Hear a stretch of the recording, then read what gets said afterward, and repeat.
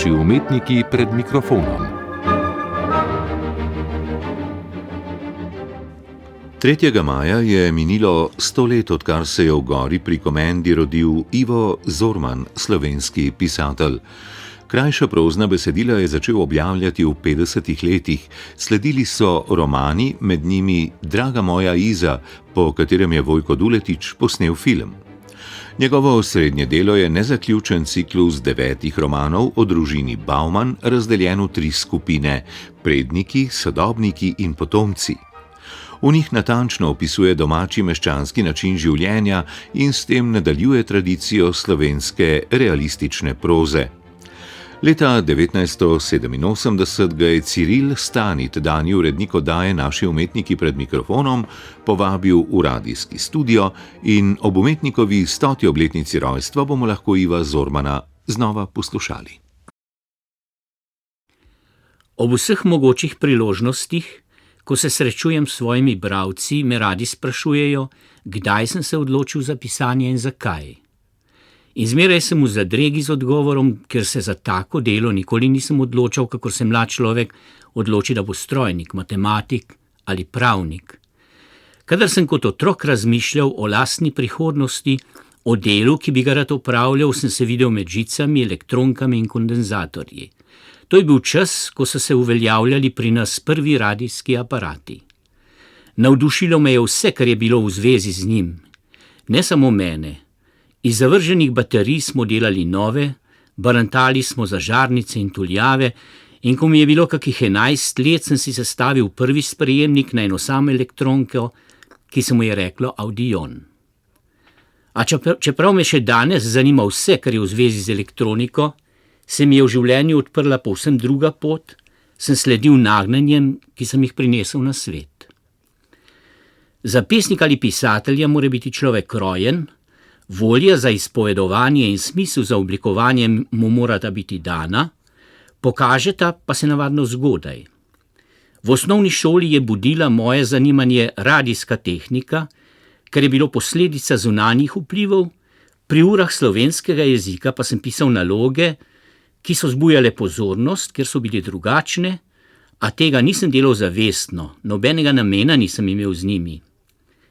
Moje naloge so pogosto brali pred razredom, moje zvezke pa so ob koncu leta največkrat želeli obdržati v šoli. Tako se je zgodilo tudi prijateljem, ki so danes pesniki in pisatelji.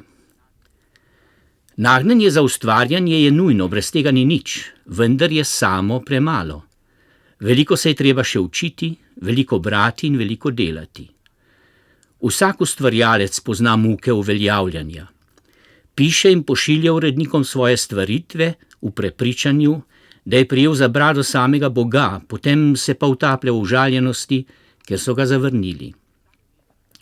Vsak ve za prazničnost tiste ure, ko je prvič videl natisnjeno svoje ime, in za občutje nebogljenosti, ko se po 20-30 letih spet sreča s svojim prvencem. Pa se mu ne more odreči, kakor ni mogoče zatajiti otroka, ko pride enkrat na svet. Pisatelj mora veliko vedeti, mora poznati življenje in vsa področja, na katera se spuščajo junaki njegovih pripovedi. Najmanjša zmota je lahko usodna. Bežna misel, ki za dogajanje sploh morda ni pomembna, lahko, ko je zapisana, pritegne pozornost strokovnjaka, da se bo ustavil prav pri njej. Zato so potrebne za pisanje romana obsežne priprave, ki jih bralec še slutine in ob tekoči pripovedi. Za en stavek je potrebno včasih predihati obsežno razpravo. Junak zadnjega mojega romana Slap o letenju poleti na koncu z zmajem. Temu je posvečena komaj kaka stran v knjigi, pa vendar sem se poglobil v študijo o letenju, ki jo morajo poznati kandidati, sem se ogledal filmske posnetke in se pogovarjal s pravimi zmajarji, preden sem tvegal zapisati nekaj stavkov o stvareh, ki sem jih poznal dotlej le površno. Najbolje pa mora pisatelj poznati jezik, ki je orodje njegovega ustvarjanja. Poznavanje normativne slovnice je samoumevno, obvladati bi jo moral vsak, ki jemlje v roke pero ali sede za pisalni stroj, če tudi piše samo poslovna pisma. Žal ni vselej tako. Mnoge napisane, pa tudi natisnjene strani, so žalostna spričevala nekaterih, ki bi se radi šteli med slovenske izobražence. Svojo nevednost poskušajo največkrat prikriti s trditvijo, da nimajo časa za take malenkosti, da jezik sploh ni pomemben. Pa je.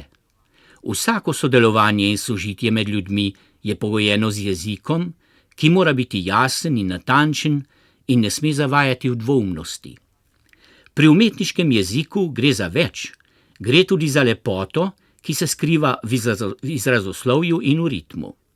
Iz izkušnje vem, da je malo bralcev, ki bi posebej zaznali, da je jezik lep, če je tak.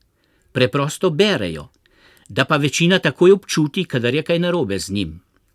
Podobno dojemajo melodijo, dokler je ubrana, a nas zmoti en sam ton, ki ne sodi vanjo. Sam se veliko ukvarjam z jezikom, ki nosi vsaj polovico teže vsake moje pripovedi.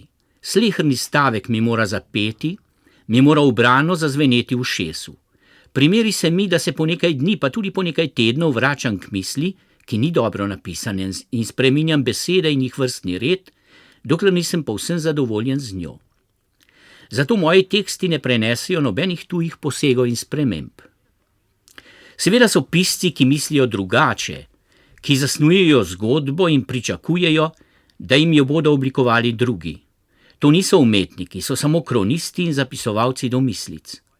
V letih svojega urednikovanja sem jih nekaj spoznal. Vsakemu sem svetoval, naj se spopade z jezikom, pa za nobenega ne vem, da bi mu hasnilo. Sicer je pa na vseh področjih človeškega ustvarjanja podobno. Nekaj je takih, ki so, in nekaj takih, ki bi samo radi bili. Pisatelj se mora roditi, se mora veliko učiti in dosti delati. Knjiga ne nastane čez noč. Lep čas je potreben, da dobi dokončno obliko, da sme med ljudi. Z romanom, ki mi je vzel največ časa, sem se ukvarjal polnih 9 let. In še se človek na koncu sprašuje o smiselnosti svojega početja. O pisateljih in njihovem delu poznam različne sodbe. Od zanesenjaškega prepričanja, da smo nekaj posebnega, se pravi izbranci, pa do uničujočega mnenja, da smo nepotrebni, če ne kar škodljivi. Sam mislim, da pisatelji sveta nikoli niso spreminjali, da pa je bil njihov glas dostikrat vest človeštva. Na Slovenskem je nekaterim resnicam prav pisateljsko pero odprlo pot med ljudi. Resnica je tudi vodilo mojemu delu, taka, kakršno sem spoznal v posameznih obdobjih svojega življenja, kakor sem jo razumel, kakor sem jo zmogel oblikovati in kakor sem zorel v razmerah, ki so mi bile sojene. Nihče si ne izbira časa, v katerem ga je rojen, ne staršev in ne domovine. Vse nam je dano in je nezamenljivo in prinaša enim radost in bogatstvo, druge odpravi s trpljenjem in revščino. Sam sodim v generacijo, ki je preživela mladost v vojni, ki je okusila lakoto, mraz, nasilje in smrt, ki je v izjemnih okoliščinah sprejemala vero v izjemne ideale, ki je bila precenjena in je bila žrtvovana. Vsa vrata so nam bila odprta ob koncu vojne, povsod so nas potrebovali, na vse strani so nas klicali in nas prepričevali, da se šele z nami začenja zgodovina in da smo se sposobni in dolžni spopasti z vprašanji, ki so jih sicer reševali zreli možje. Potem je prišla streznitev, za nekatere prej, za nekatere prepozno. Samo po sebi to ni nič posebnega. Vsak človek mora prehoditi svojo pot, mora v mladih letih verjeti v stvari, ki so videti lepše, kot so v resnici, in mora dozoreti v spoznanje. Vendar je malo generacij segalo tako visoko in končalo tako globoko na dnu kot moja, nobena pa najbrž ni plačala tolikšne cene za svojo vero. To so vprašanja, ki me vznemirjajo, zato je dosti tega, morda preveč v mojem delu.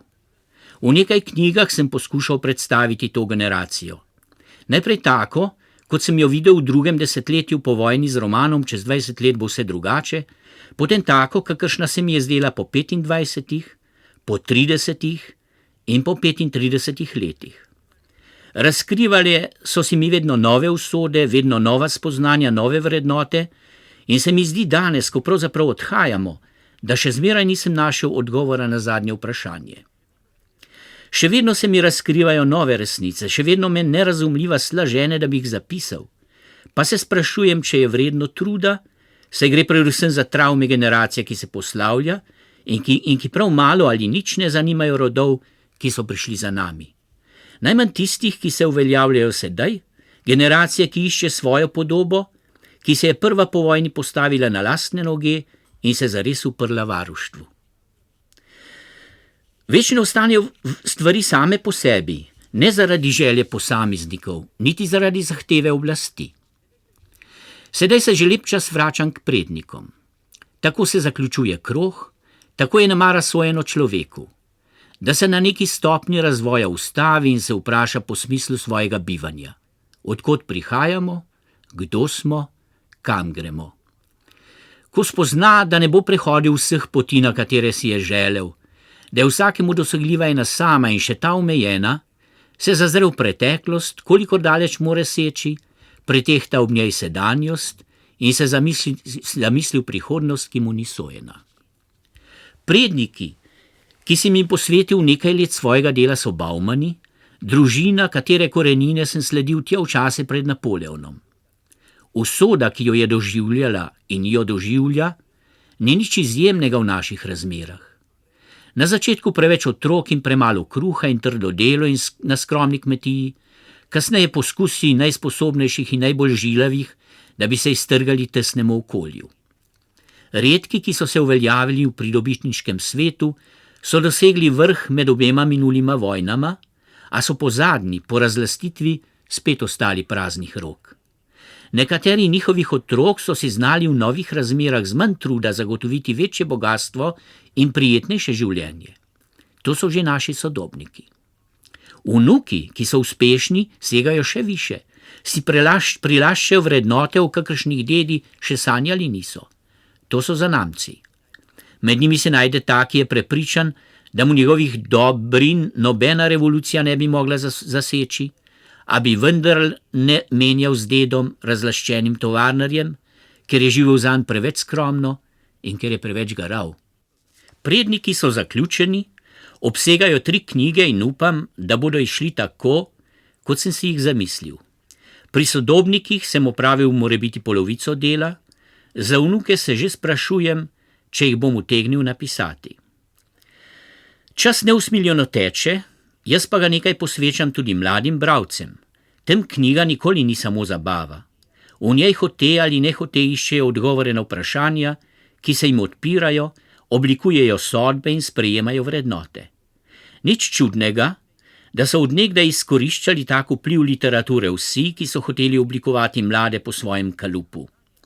Pisanje za odraščujoče bralce je odgovorno delo. Posredovati jim mora resnico, ničesar ni treba skrivati pred njimi, predvsem pa jim ne sme pridigati in jim postavljati izmišljenih vzornikov z izmišljenimi vrlinami. Mlad človek zaupa, kadar odkrije, da so njegovo zaupanje zlorabili, pa ne verjame ničesar več. Za mlade pišem največ o letih dozorevanja, ki jih nekateri odrasli radi proglašajo za najlepše obdobje človekovega življenja. Spominjajo se neugnanosti, zdravja in prekipivajočih moči, pozabljajo pa na stiske, ki jih prinaša ta čas. Med 12. in 17. je vsak po svoje nesrečen.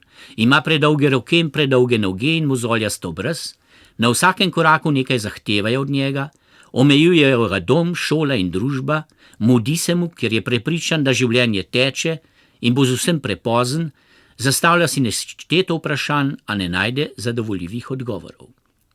4 knjige sem napisal o svetu 16-17-letnikov, zadnja je Sla po letenju, ki sem jo že omenil. To je manjši del mojega opusa, pa vendar sem dobil od mladih bralcev doslej najlepše priznanje za svoje delo. Ko so pred leti glasovali po šolah za najbolj priljubljene knjige, so eno od teh izbrali za zlato knjigo.